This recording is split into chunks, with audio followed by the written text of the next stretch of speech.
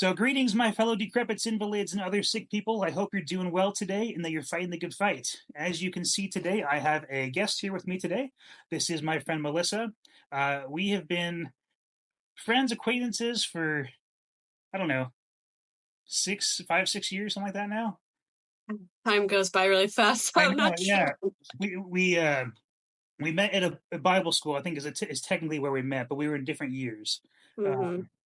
So we've known each other for quite a while. Um, but we've kind of reconnected recently over chronic illness. And I believe you reached out to me at some point because I think you saw one of my videos. Yeah. And then you were kind of sharing some of your thoughts about your own experiences and battles with chronic illness. And so I asked you if you're willing to come on and share a little bit about your story. And you agreed, which I'm super excited about. And so I really, this is just a chance for to kind of continue to build this community of sick people who are trying to figure out how to get better. Because I think you and I both agree on this that the modern medical system, although it has its advantages, it also has its flaws as well. And I think you found much more success going kind of outside that system. And so that's kind of what we're going to get into today, just your story and kind of hear what you've learned about chronic illness. So as we get started, anything you want to say about yourself or even just introduce yourself just in general? Okay, well, hi, my name is Melissa. Um, I'm 30 years old. I have two kids. One is 4.5, and the other one is 9 months. And uh, yeah, I I have had sort of Lyme disease, and I'm a musician, and I don't think I realized that. What do you play? well, I mean, I can play the piano, but the voice is my Awesome. instrument. Yeah, no, that's awesome. Yeah, Yeah. So I serve at our church currently once a month on the worship team awesome. as yeah, as the lead vocalist, and it's fun, but I will say with having kids it's very draining. But Yeah, for sure. I was the same way. I felt like I used to do a lot of like guitar, drums for worship team, and the same thing. Once we had kids, that kind of like it dropped off a lot. Uh, Mhm. totally enjoy it still, but I think there's something about that parenthood stage that your focus kind of shifts. So Yeah. So okay, cool. Well, that's awesome. Um, so one thing you said already, I want to ask about.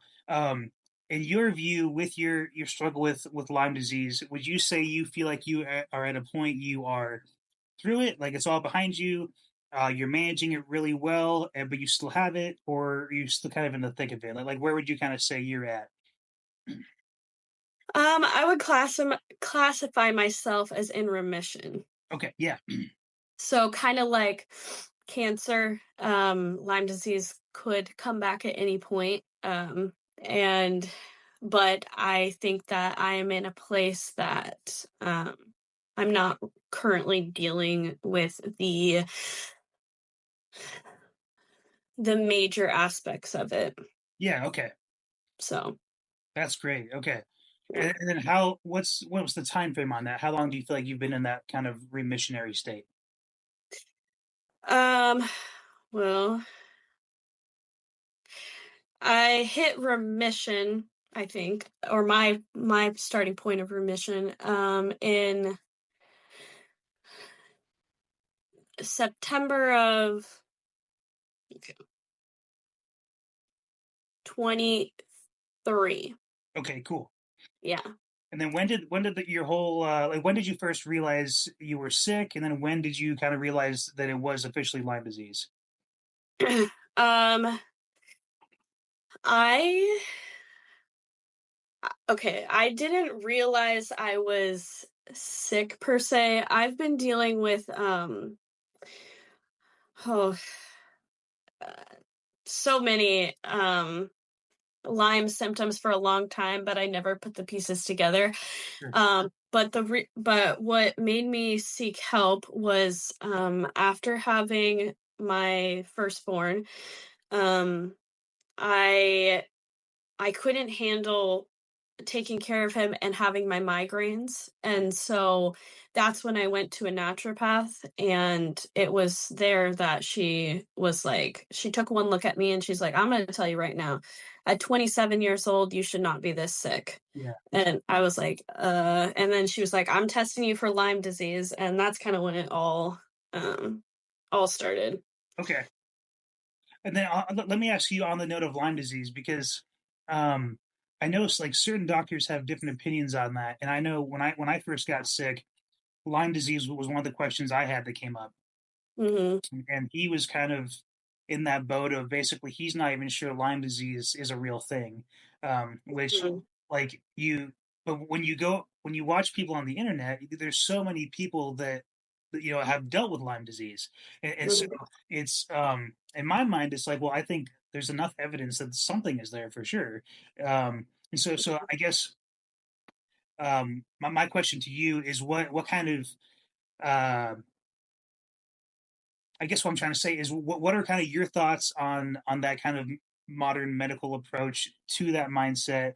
And then do you think that you would have had the same kind of care or attention that you would have gotten in the like mainstream medical compared to the naturopaths? Does that kind of make sense? Or Yes.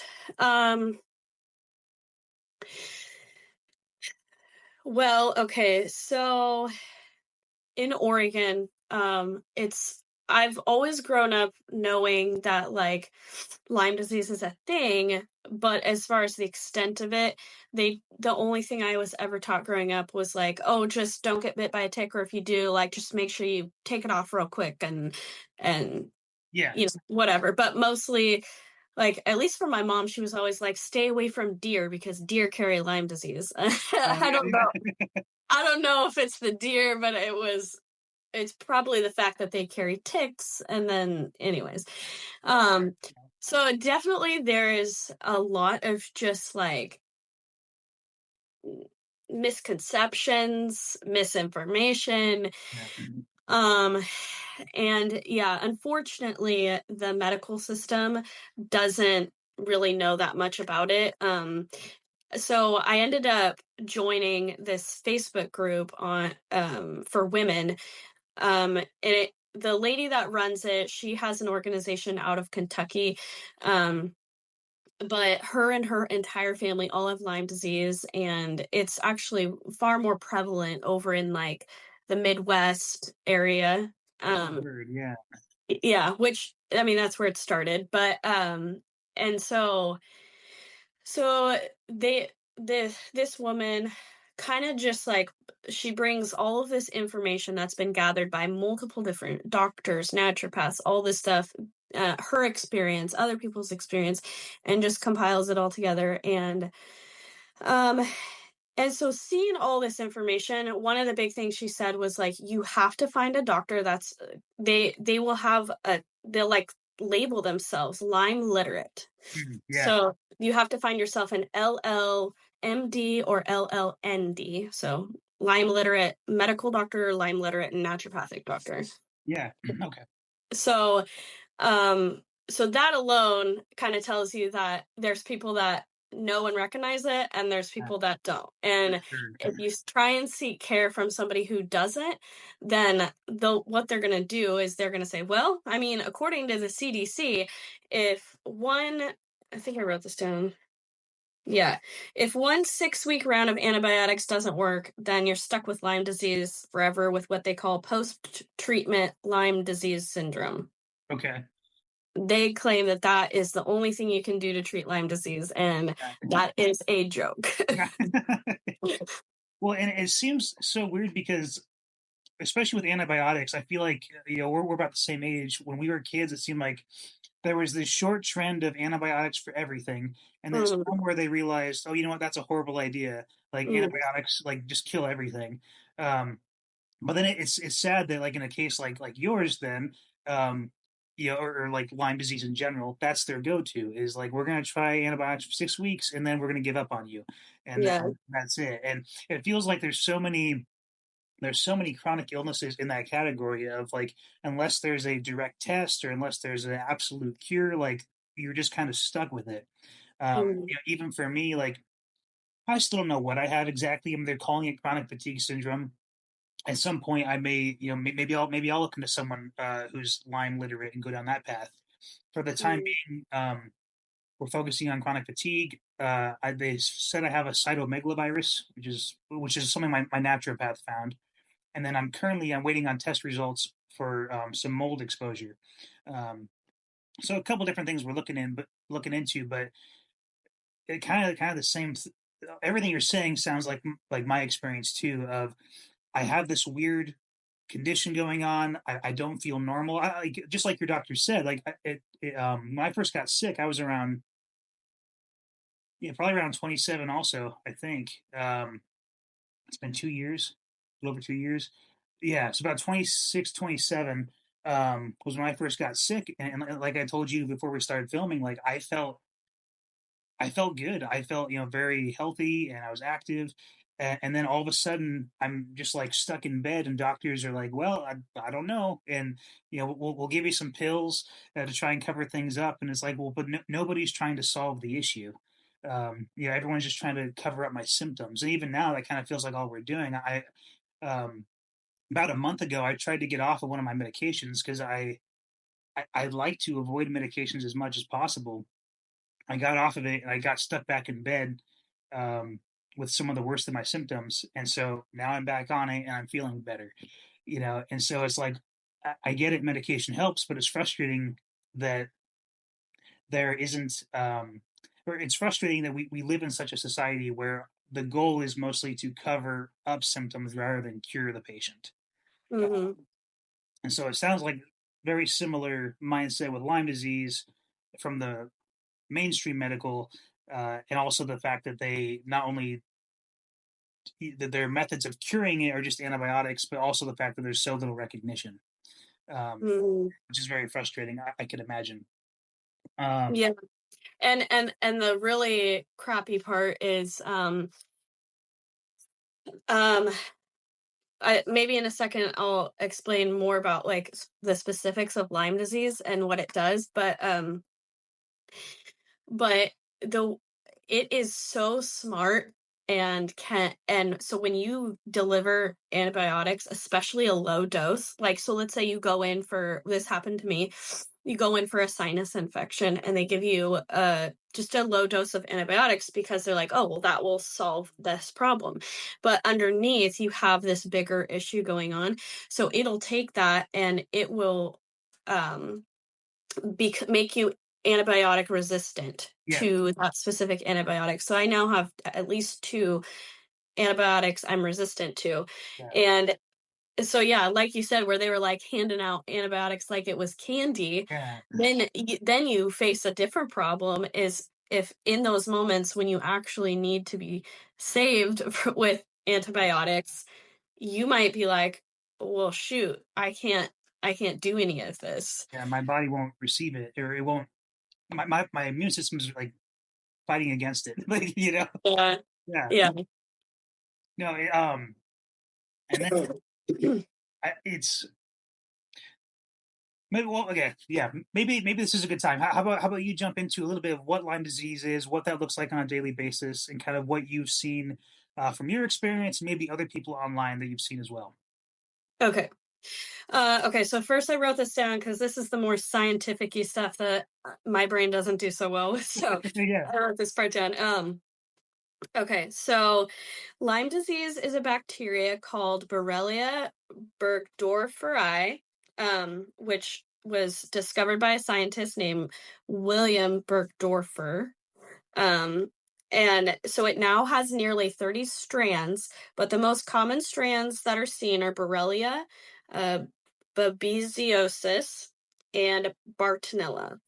They cause an array of symptoms from extreme fatigue to neurological issues.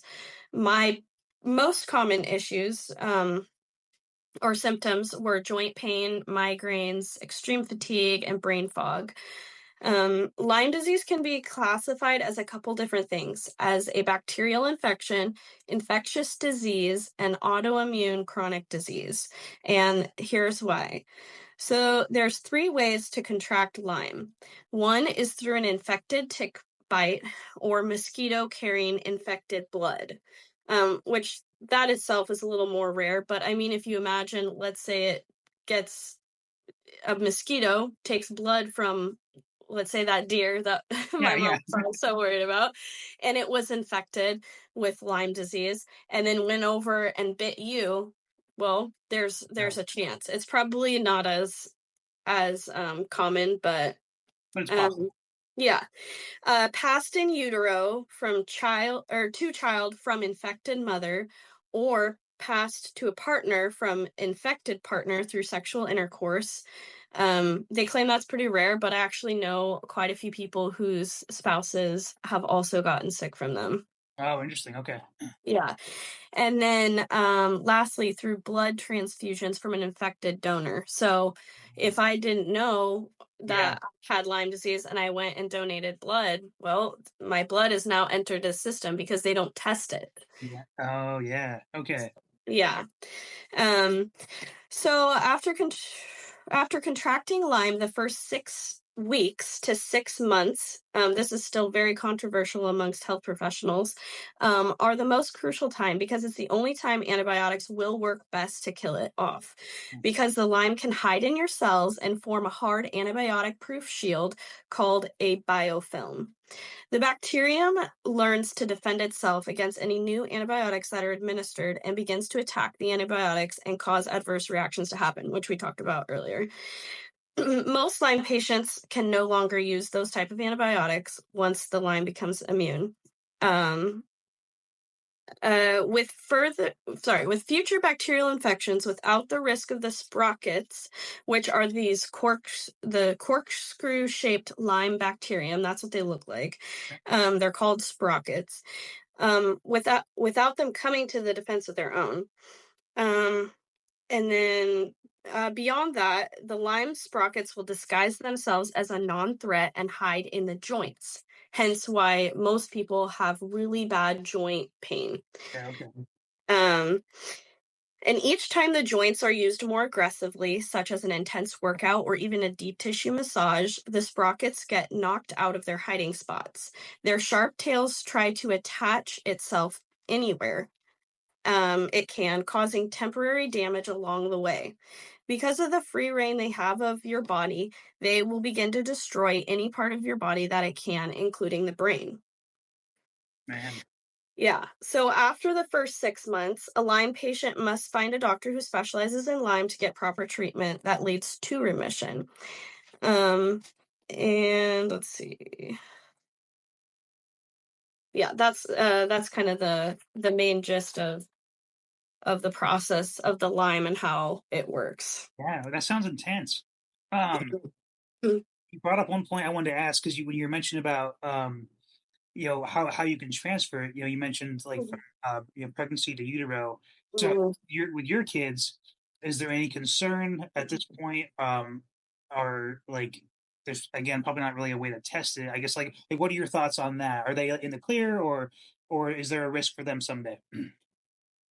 Um, there's a risk for sure, especially with my oldest because I didn't know I had Lyme. Yeah. So when I was at the naturopath clinic and she said, "Okay, we're going to test you for Lyme disease." I believe this was the Holy Spirit, but I when she said Lyme disease, I got this memory surface to my mind of when I was about 7 or 8 years old, having a tick picked off I think it was like my back shoulder area, Oh, okay. and my sister confirmed it. My mom didn't, even though she was the one that was picking the tick off me, but my mom did say that she picked a tick off of me as a baby. So this could have even gone back as far as when I was a baby. But and then so over the years, like looking back on my life, I can see all these different points where I'm like, "Oh, that was because of Lyme, that was because of Lyme," so and so. Yeah. So, um, I but it remained in a more dormant stage. It just still but it was still doing things, it just wasn't as severe. Yeah. And so something that can happen to Lyme is it can remain dormant. Your body can kind of like keep it, like keep it in a pen, if you will. Like, Yeah. okay, Yeah. it's under control, but it's there. And but then when something traumatic happens, so in my case, I would classify pregnancy and childbirth as traumatic Yeah. Yeah. to the body because like Very intense. Yeah. yeah, so when you're growing a human, right? Your body takes everything it can to give the baby everything. Like it will leave me with practically nothing so Yeah. that the baby can have everything. Yeah. And so I believe that that is when it started to leave my body defenseless against that. And it really started to, you know, Present itself again. yeah. Yeah. So for my oldest, I think that there's much more of a possibility. Another factor is that I don't have all the percentages and I probably won't get them all right. So people can fact check me or you can fact check me later. Not worried about Um, it. but it's like over 70% of people with chronic illness actually have the MTHFR gene. And so from my observation, I believe my oldest also has the MTHFR gene like I do. And Can you explain what that gene is? yeah, kind of. I mean, I can kind of. Yeah. Um It's base level. Yeah. yeah, so there's this doctor called Dr. Ben Lynch, and he wrote this book called Dirty Genes. And so he classifies these bad genes, like the MTHFR gene. There's a few others, as like your dirty genes. And so those ones bring to your system, that might be like heart disease or, whatever. His personal philosophy is that he believes you can shut it off through mostly the proper diet. Okay. Um, so but the MTHFR gene is just considered one of the worst ones, where I mean, array of things can happen. It just really just depends person to person, but it's just classified as a dirty gene. And um yeah, Okay. that's the extent of how I can be able to explain that one. That's totally fine. Yeah. Um but yeah, so my oldest, I think it's a possibility, and testing really is useless. And so I'm just watching his symptoms and I'm keeping an eye on him as he's growing up. And if I see anything at any point that I feel is more, that needs to be addressed further, then I will do that. But um, Well, and for him, he has the advantage of his mom has gone through it. Um, yeah, and so you know what to watch for, and you have this background of being able to know what it takes to go through it, as well as how to manage symptoms, and then you also, like you've already mentioned, like the right doctors um, to look for. So at the very least, and obviously we hope and pray that your son never has to deal with it. Um, but worst case scenario that he did, he has a leg up on probably the average person at least. Um, yeah, I'm hoping so. yeah, yeah. Um, so to tell me a little bit about kind of like your day to day life when you felt like you were at your worst. Like what did that look like for you? Because I know there were some difficulties with like trying to even just manage like watching kids. Mhm. So like what did that whole season look like? Um, well, during that time, because I waited a year postpartum, or a little bit over a year. I think it was a year and 3 months, before I actually went and got help. And again, like I said, I was just looking just for the migraines. I didn't realize there was even a bigger problem. Yeah. Um, but I I remember just thinking like this this is like this just must be because I'm not getting enough sleep. I'm so exhausted. Is it, Yeah. you know, but at my worst, I was taking 5 naps a day, and I I would I remember just waiting, thinking like, well, once we're sleeping through the night, it'll get better. It'll get better. And then we're sleeping through the night, and I was like, man, it must just be just because I'm taking care of him all day long. I'm just so Yeah. tired. Like, you just make so many justifications for all these things. Well, and they're logical for that time period, because when you have a newborn, I mean, you aren't Yeah, sleeping, and then yeah. even once they start sleeping through the night, yeah, I mean, you're go go go. I mean, so like your justifications are still logical. I feel like. Yeah. But upon like further like looking back at it, or talking to people, you're like, okay, that was not though. You like I okay, so I was taking 5 naps a day. It would get to the point where I would wake up, I would feel just as exhausted as I went to bed. Like it was like I didn't sleep. Um and fortunately my firstborn loves sleep. Yeah, Hence, maybe another reason why I think he could possibly have it is just because he is 4.5.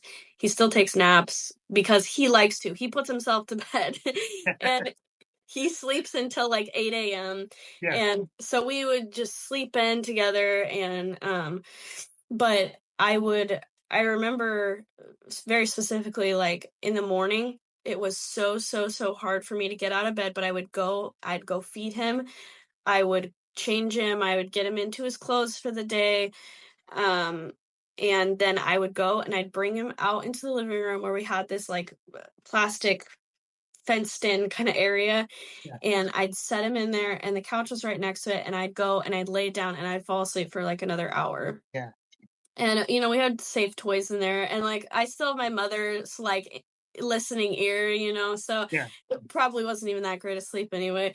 yeah, But after an hour, I would just convince myself, "Okay, I have to get up, I have to, eat," and stuff like that. And so I would take naps when he did. I, did what people said, or they're yeah, like, "When baby sleeps, you sleep," yes, which but then nothing in the house ever got done. yeah, And sometimes when my husband would get home, I would take a nap when he'd get home, but so I think there was a couple of times where it was as long as like a 3-hour nap, yeah, and I could still turn around and go back to bed. Let's see, so I was really tired. Okay, and so my joints. yeah, So the next thing that I felt was, my joints hurt so bad that I I would just be on the couch all day long. But it but even being on the couch all day long, I would feel like I would atrophy a little bit, and if I sat there for too long and didn't move, then it would hurt so bad to move and try and get my joints, working again, oiled up again.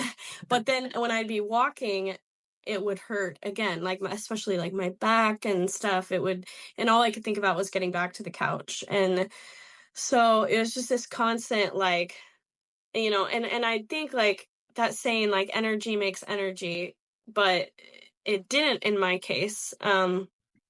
And so, uh, like you, I had been diagnosed with chronic fatigue syndrome. And so, something that at the time that gave me life was hosting people. And so I would every weekend, every other weekend, we had like a new friend or family come over and we'd host, and it would give me that burst of energy to clean my house and, just yeah, be alive for the day. yeah, But then the next 3 days after I would suffer, I would have migraines, I would just be, like, bedridden. The only thing I could do was barely take care of my son. yeah, And, but, let's see here. But, yeah, anyway, so then my naturopath at the time, she was the one who pointed out that when you have, um chronic fatigue syndrome, you only have enough energy at resting. And so when you try and do anything more than resting, you're putting your body in a deficit. And so that that then is where your body then responds, like, trying to tell you, you overdid it, and now your body's like, I mean, you think of, like, the movies where the red flashing lights are going off, and it's like Yeah. yeah, and then you see it's, like, overheating and stuff like that. It's almost like that in a way, like, Yeah. those red flashing lights and all those signs, that's where the migraine is, that's where the, Yeah. inability to get out of bed is, it's saying, you overdid it, and Yes. Yes. We're at DEF CON 5 or whatever the highest one is. Yeah. yeah. And so after that, I started listening to my body more, and it's interesting. With I think it's with all the hustle and bustle and the fast-paced life we live in, Yeah. we I mean, it's the same with, like, the Holy Spirit. Like, the Holy Spirit is a still small voice, and when you're going and going and going and you don't hear him. And so it's the same with your body. That I mean, maybe it's one and the same. Maybe it's the Holy Yeah. Spirit being that is always telling you this is, but your body is telling you. And so I started listening to the signs of my body more when I would feel tired, then I'd sit down. When I would say, "Hey, I need to go take a nap to, get a little boost of energy after," or not that it really didn't Yeah. actually make me feel like I had a boost of energy, but it was more for my body than it was for, like, me, mentally, or, Would you um say it's almost like, yeah, I guess for me, I'm still at the point I gotta take a nap every day. That nap has shortened considerably. Mm, But to me, it doesn't feel like you said, I don't feel better afterwards, but I know that I'll feel worse if I don't do it. right, yeah, Is that kind of like similar to your experience? yeah, Yeah, yeah, yeah, yeah, so, yeah, so just starting listening to my body more, really helped. And then, oh, brain fog was another one. Literally, like, and I think this is the unfortunate side effects of, like, the long-term effects that you'll have. Like I mentioned earlier, Lyme disease can cause neurological issues, yeah, some people far worse than others. I read a story of this one lady saying she was driving in her car, and she all of a sudden, all of a sudden, she had no idea where she was, no idea where she was going, and she just had to call her husband to come get her.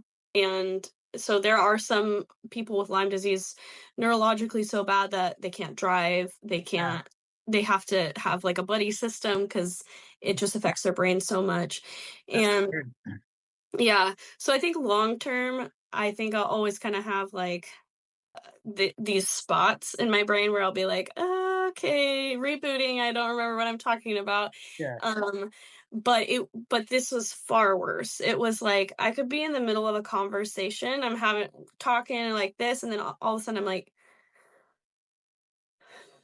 what was I talking about? And, like, just and it always made me feel so much worse when the person was like, "I'm not sure." And I'm like, "You weren't even listening to me." But, yeah, and so one thing that helped tremendously, and I still do, is a planner, mm, um, because I found myself, like, missing so many things. Like, I get a call from a doctor's office, like, "Oh, we missed your appointment today," or something, and I'd be like, "Oh my gosh," or I double book things yeah, because I didn't realize I had planned with a friend, and then this. And so the planner has helped so much. And also it helps when the husband's like, "Can I do this?" or, yeah, "Can we," yeah. and I'm like, "Go check the planner." But, yeah, so that was one thing that really helped, kind of keep my mind, but it didn't help the conversations, obviously. Yeah. But, yeah. Well, let me ask on brain fog because I feel like that's it's such a weird symptom, and I kind of want to ask, because I've had a hard time describing some of my symptoms. So the what for me, what I've described as brain fog is I often feel like I'm in a daydream. Mm, Like it's not that my vision is like I'm not having vision issues, but like I just sort of feel like I'm not exactly in the moment. Um, I don't know if that makes any sense. There's a little bit of that, like losing track of thought, but I don't feel like in a super severe context. I feel like to me it mostly feels like um, just like I'm not exactly in the moment. And so does that at all what you experienced, or am I using the wrong term entirely for that? Because I could be using the wrong term. So, Well, I mean, I feel like it really just affects everybody differently. I think it's kind of in a way just like I don't know. I've been watching This Is Us lately, yeah, and the mom starts experiencing like dementia or Alzheimer's, and in yeah, a way I kind of feel like it almost feels sometimes like that, like where you can feel the word on the tip of your tongue. You know what you're trying, or you know what you're trying to explain, but for some reason you can't get there. yeah, And or like those moments where yeah, I feel there's this like fuzziness where I'm like, oh, why can't you remember? Why is yeah, it not there? Like, I know I should know this. Like a little bit of like lost. Like yeah. you Okay, just feel kind of something's gone. Something's not right, not there. yeah. So That's got to be like I don't know, like scary in its own sense, because that does in some ways reminds me of what I would think of with something like dementia. It's just yeah, like there's a piece missing. Uh, yeah. that's a man. Has that improved for you, or do you still kind of feel like you experience that from time to time? Um, I think it's a lot better. I can um yeah, yeah, it's a lot better. I can carry a conversation now without 20 different times being like, I can't remember. Or now I can So Yeah, or now I can better compose myself in a way that even if I'm forgetting in the moment, what was I talking about? I can go, okay, breathe a second. Okay, I found it. yeah, And can continue with the story. But so I guess in that way I think I can find it better um than I could before. Um but like I said, I think this is one of those like permanent issues in a way that's kind of um that might just always be there. yeah, And they also talk about too like mom brain or yeah, that for kind of sure. stuff. So part of it's like I don't know what's like that I'm just overwhelmed and overstimulated and I can't keep my thoughts straight, or if it's lasting side effects of it. Yeah. Um but yeah, so somewhere in there. Okay. Yeah. No, that's great. I want to circle back to something you said a few minutes ago, because you were talking about the stillness and like with the Holy Spirit there's this stillness, that still small voice, Mhm. and that in our society, like you said, we're on the go constantly. We never take a break. In the Bible, I mean, from the beginning of creation, God set us up with 6 days of work and one day of Sabbath rest, and we never take that Sabbath rest. Um, and it's been interesting with chronic fatigue of like there's been plenty of times I guess I've been sitting here wondering, have I just not been resting my whole life, and now my body is like, you got to make up for it. I mean, I don't know. I mean, that's just probably not, but just speculating. Mhm. And it's very interesting because you're right, with chronic fatigue there's such an aspect of pacing yourself and listening to your body, and that's something you can ask my wife or my parents. That's something I struggle with a lot, because the moment I start feeling decent, I want to go do stuff. I want to go for a walk, I want to clean the house, because like you said, um, our house is the biggest disaster it has ever been in our marriage, because my wife's working full time, and I'm the guy at home. But as the guy at home, I'm not doing much. The Yeah. focus is I'm trying to take care of the kids, and trying to manage that energy. And so like I try to do like dishes and laundry. Those are kind of the two things like I can relatively do most days. But as soon as I go past that point, it, it's exactly what you said. You go downhill for a few days. Mhm. Like a few weeks ago, my youngest, we had his birthday party, and it's so nice to get a moment of where you feel like you're experiencing life again. And you're like, oh, you're seeing friends and family, and we're having this cool reunion. And then the next, for me, it was the next week. I was like in bed for a lot of it, and so there's that hard that very thin line, I guess, you have to walk of trying to still experience life and not just live in this isolated, sick bubble, but then also trying to make sure you don't do too much so that for the next week I'm not experiencing life at all. I'm just in bed. Uh, Mhm. and so it's been very interesting, I guess, for me to try to learn that balance. So I really appreciate what you had said. I want to ask a little bit too, for myself personally. I feel like God has used my sickness in so many ways to help grow my faith, to trust Him more, trust in His provision. And I kind of I want to ask, like, how do you feel like God has worked in your life through this whole time, and how do you feel like your faith has been affected? Yeah, when you sent me that question, I was thinking about that. Um, um, I, for me personally, I think I've always pretty well stood on solid ground, so I've never really had like my faith ever disrupted to the point where I'm just gonna take a break for a while or anything like that. So in that aspect, it's like, okay, I know that God's in the midst of this, but there definitely were a lot of like, why God? I've been sick my whole life. I was that sick child. This might sound ridiculous, but I literally have like PTSD from throwing up so much as a kid Yeah, that I cry now.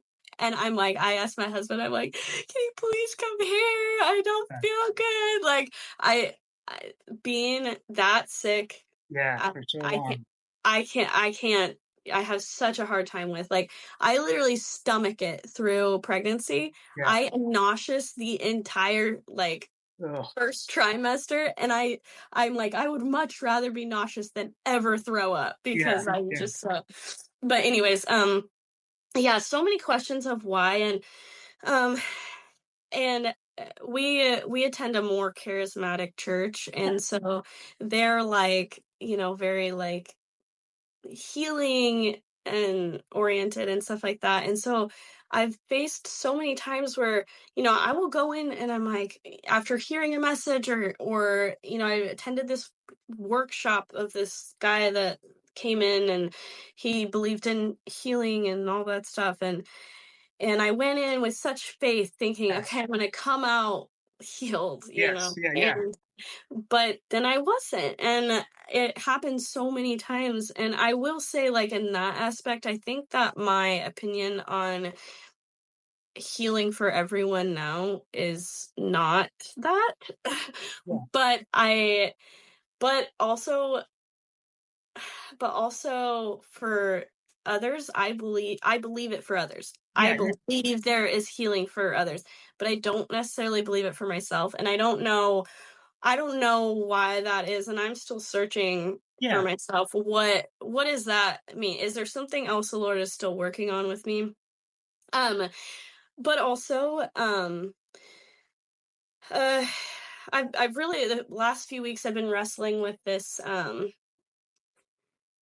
idea about God's perfect timing, and so I'll share a little fun story. It's fun for me, but I had Parker at home, and the midwife missed it. My friend and doula, she caught him okay, uh, on the bathroom floor, yeah, but yeah, there was so much peace. The Lord before this, actually, like the whole week before, the song "On Time God" was like my song, yeah, yeah, especially because I was almost 2 weeks late with him, so I'm just struggling with this uh, timeliness. yeah. And there was a few things that happened that, like, my original doula, she wasn't able to make it, which stressed me out, um, and a couple other things, but then later, a few months later, I went on this women's retreat where my friend who was there who caught Parker, I overheard her talking to someone else about how she had had a traumatic um pregnancy and births with her twins, Yeah. and she used to be a doula before having her twins, and her twins are about the same age as my oldest, and so since then she hadn't gone to another birth, and so Parker's was her first birth that she'd been to. Oh, wow. Okay. And um and she was telling this person that Parker's birth had healed something in her that Uh, she needed. yeah. And I've been like crying about it like past like few weeks. Yeah. Even though that happened months ago, there's something the Lord is doing right now in my Yeah. life about it. And me just thinking that like, you know, I got a chance to see God's perfect timing, and like he did it also because he cared about her. He didn't Yes. just care about me, he cared about her. Yeah. And the only inconvenience it was to me was I was uncomfortable for an extra week or Yeah. something like Yeah. that. It's like, but but he knew that my friend Needed that. needed that to start her healing journey for from that. And actually recently she attended another one of our friends' births. And Oh, so cool. yeah, that may have not happened had you know what I'm saying? Like, and so I've been wrestling with this idea that maybe that sometimes in this life we won't know why Yeah. these things happen, and they'll be revealed all will be revealed to us in eternity. Yes. But but sometimes the Lord does allow us to see these things, and I think we really need to hold on to those moments of Absolutely. Yeah. you know and I think for me, because I've had such a passion with connecting with people that I've seen sick, Yeah. or I know a handful of people with Lyme disease who after me, Yeah. and I've been able to help walk with them.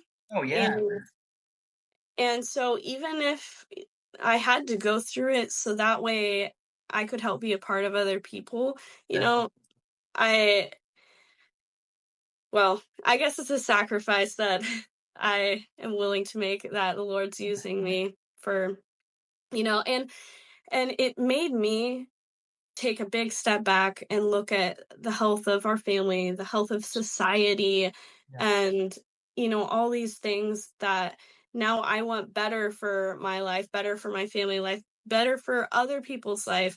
Absolutely. And so, yeah, there's stuff that I wish I would have, did I have to go through that? No, I wish I didn't necessarily, but the Lord was with me through all of it.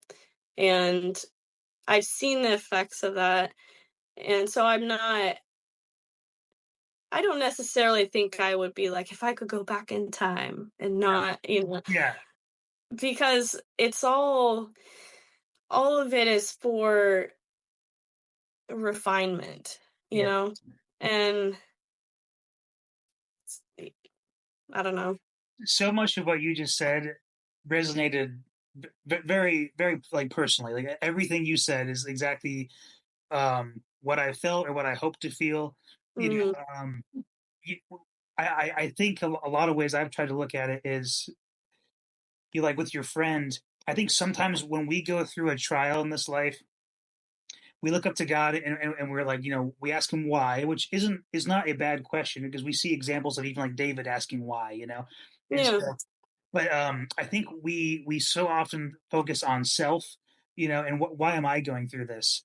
But then, like Mhm, you said, well, I went through this, it sucks, but because I went through it, this other person's life has been impacted, mhm, and I think that there's something very, very powerful about that. That when we take a step back and we recognize that yes, bad things happen in this life, but the beauty of our God is that He takes all of our ashes and He makes them into something beautiful, you know, mhm, um, that there's so much I think that we miss.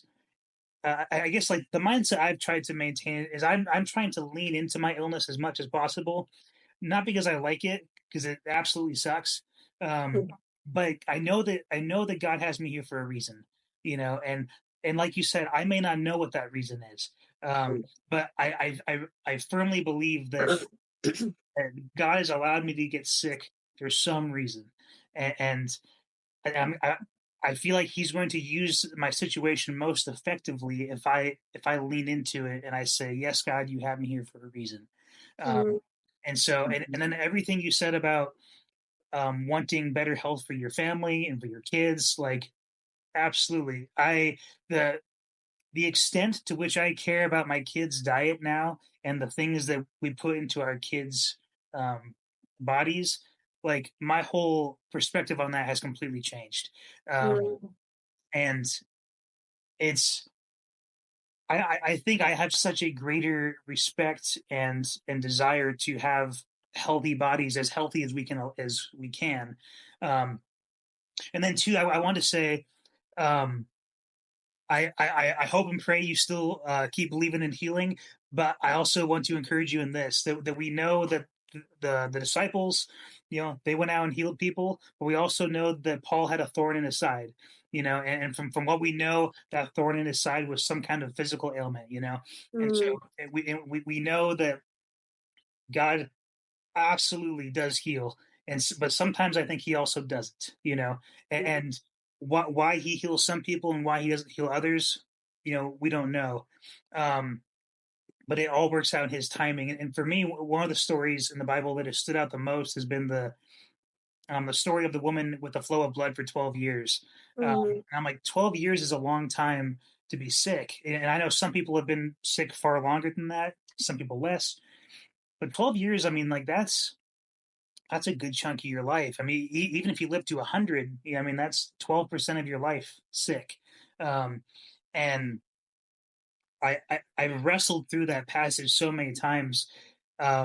But I think what I've kind of come to realize is that it was 12 years of suffering so that God could use her sickness in a specific moment for that crowd of people around her to be like, "Hey, I'm going to heal you right now." And then not only that, but we also get to see her example in the Word thousands of years later, you know. And so mhm, like, I think like God, there's so many intricate little pieces to how God works in our lives. And I don't think we'll always see them in this life, but sometimes we might see them, but it might be decades down the road.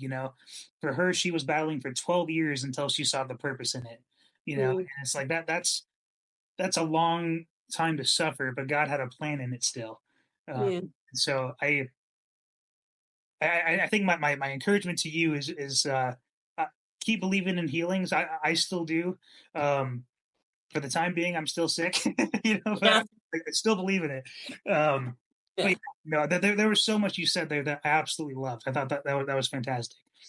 Something, as you're talking that I thought was interesting, that I was hearing in my head was, that all of those moments are individualized. Like, there's no set formula, Yeah, and that's something too, like, going into the medical system, I think is completely missed. Even in the naturopathic system, some they have what, like, even I really love the naturopath I have now, and even he has protocols, yeah, and that's still very set and generic, like, but I think the problem is that we are too complex mhm, as individuals to be able to just have set yes, protocols or set treatments per person, and I think that's a huge piece that's missing. Is, I mean, the reality is, like we talked about, fast-paced society, they got, doctors have bills they need to pay, so they got to see so many patients, and you know it's more work to provide such individualized care. In the naturopathic world, you are going to see that more often than you're going to see in the medical care system. But it's so, yeah, I don't know, it's disappointing. For me, I'm glad that I was in this aspect. I'm glad that I was raised by such an independent thinking mom, yeah, for sure. because she would I mean, I used to think she was crazy for some of the things that she believed, and now I think I'm a little bit crazier than she is. Funny how that And works. I know, yeah. Um, but she would show up to doctor's appointments with like, okay, well, I've done this research on this and blah blah blah and all this stuff, and she wouldn't settle for what the doctor said always. She would go out and still, like, for example, she had psoriasis, Yeah, and the doctor goes, oh well, you just have to put a cream on it and that's all you can do. yeah, And she's like, yeah, no. So she went to the library and she ended up finding this book by a naturopath who said it was um some that psoriasis that is a is a manifestation of what's going on the inside, mm, which really, that's what most symptoms are, a manifestation of something that's going on the inside. yeah, exactly. And so she changed her diet, and she's been free of psoriasis ever since I was a teenager. So that's super cool. Yeah, and I know people, this is also the disappointing part is I've I'm like, "Oh my gosh," when I see people who have, psoriasis, or I've seen people who are so sick, and I'm like, "Let me try and help you." Yeah, And yes. I'm like, "Okay, change your, like, it starts by changing your diet." And that's where they go, Yep, "Ew." can't do that. Yeah, and like, you know, luckily my mother-in-law has finally started to hop on board with some of my stuff, but she's had so many ailments that I'm like, you just gotta change your diet. You just gotta, and sometimes you just gotta suck it up and eat the foods that you don't want to eat, Yeah, or, like, because, our body, like scripture says, is our temple. yep, And so by not taking care of it, the opposite of is sinning, yeah, like gluttony and, whatever. It really, really, that comes down to the flesh. If you're like, oh, I can't do that, I can't give that up, that's then saying yes to the flesh, to what you want rather yeah. than what your body needs. It's And almost worship of that food in a way. yeah, yeah, I mean, I get it. At first I think it was really hard. I've known of my food allergies since the 8th grade. Yeah, But my first naturopath, I told her I was a Christian because I'd been recommended, because she was a Christian, recommended to her. And so I told her, like, hey, I'm a Christian, so you can hit me with biblical stuff too. yeah, yeah. And so first appointment, and she hits me with a gut punch because I was like, oh yeah, I've got these allergies and sensitivities and stuff, but it's been so hard, so expensive.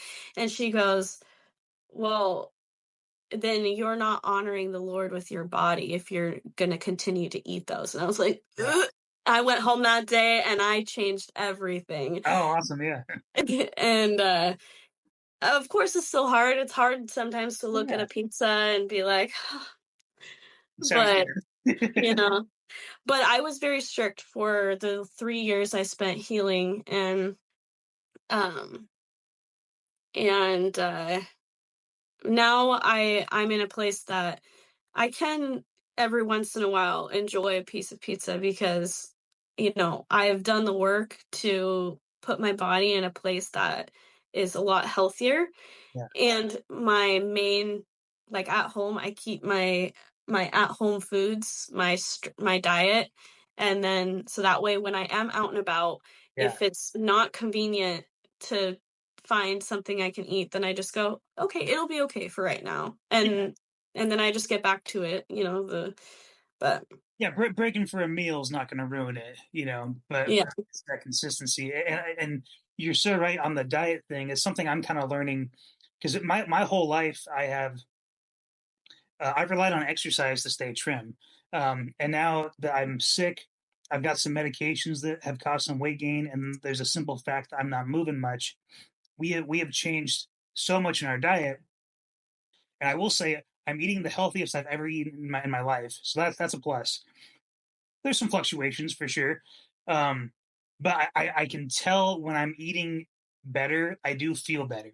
Uh, yeah, it's so interesting that our society, like, we can't seem to make that connection. mhm. You get you get Oh yeah.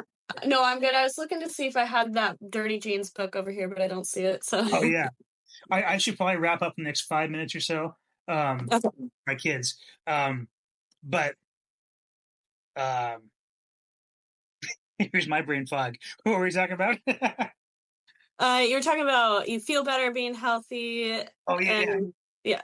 Just the importance of a good diet, you know, and like we push against that so much in our society, and we want to maintain our snack foods and our favorite foods, um and there's just like healing does seem to begin with what we're eating, you know.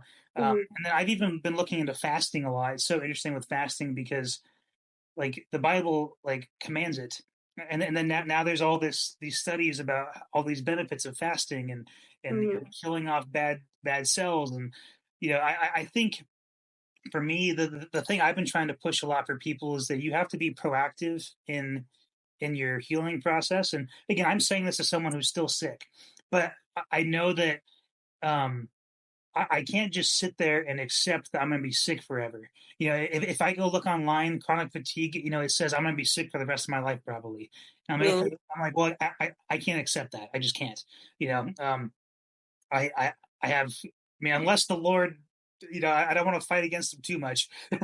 but, um, but I think that we have to be proactive in our recovery, and that we, like you said, um, healthcare is so individualized, or at least it should be. And the for each person, I think you have to be looking for ways to heal, and what serves your body the best. Because for some people, a certain diet might help them heal, and for other people, it may not. You know, and so I think you have to like be willing to experiment and keep trying things even if you've hit a dead end, you know, 30 times.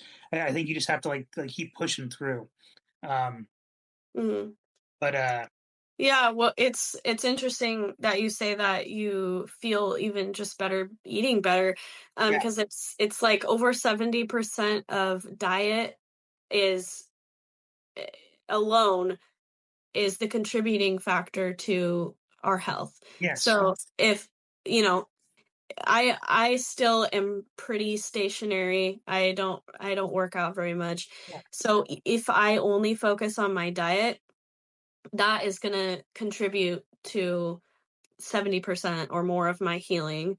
You know, absolutely, obviously I want to get to a point where I can work on my heart again and like, get my heart rate going for yeah, like yeah, 30 minutes, and do the things to keep your heart healthy and stuff. But if at the time I can only, pick one thing, then, it's the that, diet, yeah. yeah. That's what I'm learning, you know, because I I was an avid runner like my whole life. My dad, as a kid, he took me and my sister running, and we absolutely hated it. And then Mm, somewhere like in middle school, it clicked, and I was like, "This is fun," and like which nobody says that. I recognize that, but it was a great time just to myself, a time to pray, get some quiet time, and I feel like you sweat stuff out when you exercise, and so to me that mhm, always felt good. But there's been this shift of like recognizing I can't do that right now. If I do that, I end up in bed for a week. mhm, So having to refocus and recognize the importance of the diet has been a big thing for me to learn.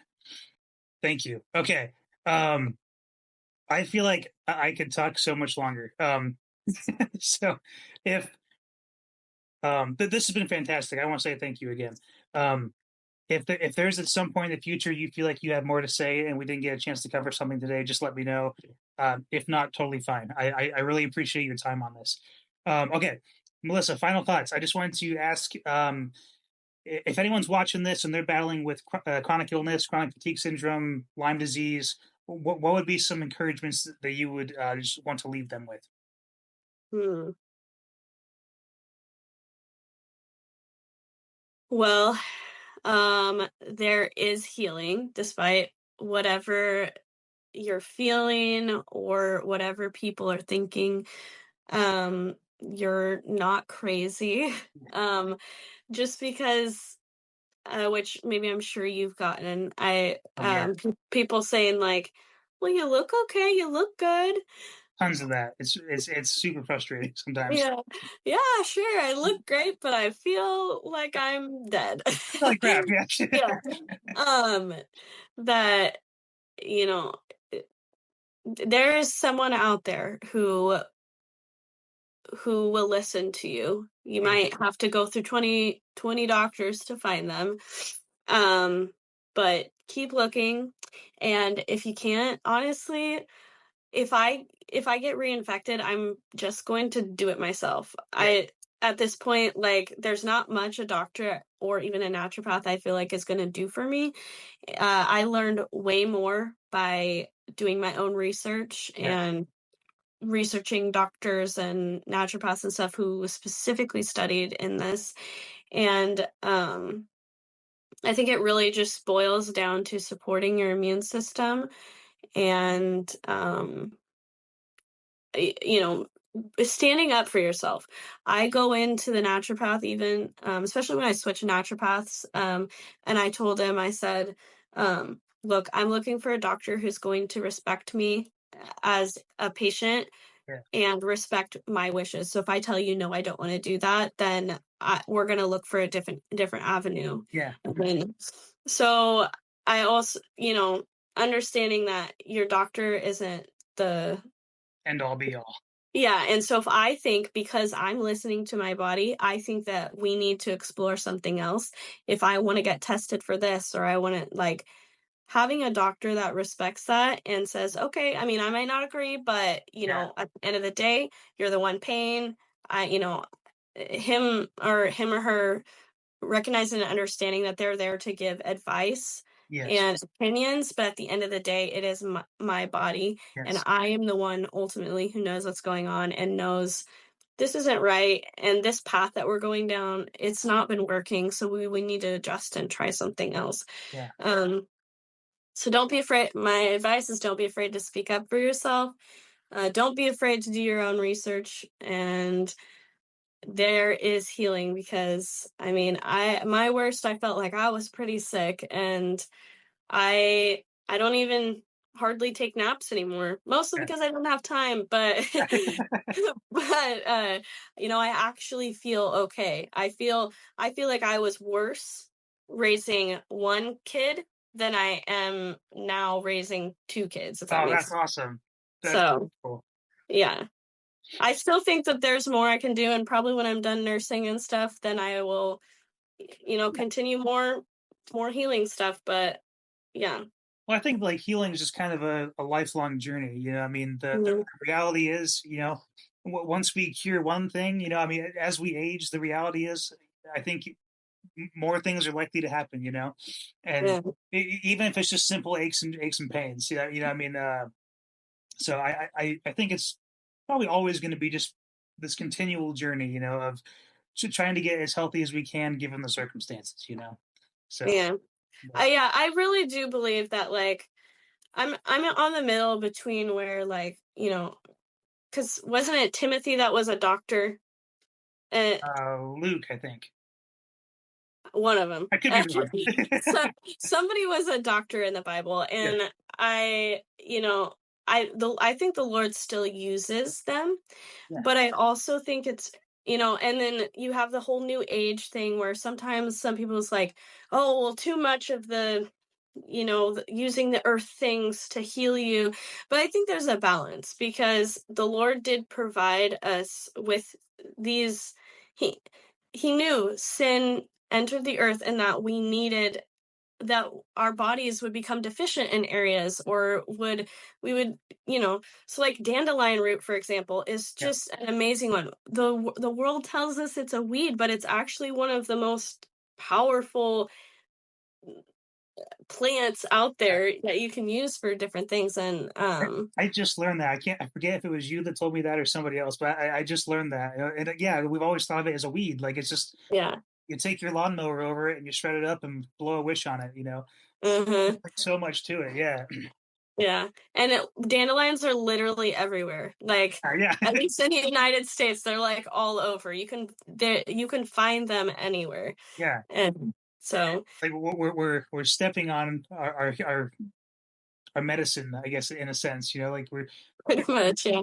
yeah, yeah. So you're right though. I think there's so many things out there that can heal us that are not a pharmaceutical drug. And I'm not against pharmaceutical drugs by any stretch, but I want to use them as infrequently as possible, Mm, and like only when necessary. And I think I've had this big shift because I feel like I grew up in that kind of Western society of, medicine is good, it's always good, and I think it still has its purposes. But I've really kind of made the switch of, like I exhausted like every medical professional I could find, and the only thing that has really helped me so far and found anything has been a naturopath and then my own research at home. mhm. I've got a couple medications that help cover some symptoms, but they have done nothing to heal me. Yeah, yeah.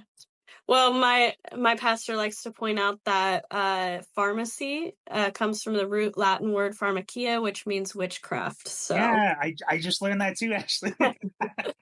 so I, yeah, I'm kind of with you. I try and stay away from it. Sometimes, I mean, for me personally, my migraines are so bad I cannot function. So, and I've not found anything to help naturally. So I have to take like an ibuprofen or something, for sure, yeah. but I still, part of me, I'm like, I hate this. Yeah, yeah. I want to one day not be able to have to do this. Yeah, yeah. It's one of those things like you break your leg or you have surgery or something, and a painkiller for a week or two. I love it, you know. But if I have to do it to like just go through my daily life, like that's where the problem is. Yeah. So okay, well, Melissa, I should let you go. This went longer than I expected, but I loved it. This was great. Thank you so much for your time. Welcome. I hope and pray that you'll continue to heal and to just get better, and hope to see you at some point in the future. So thank Yeah, you again for everything.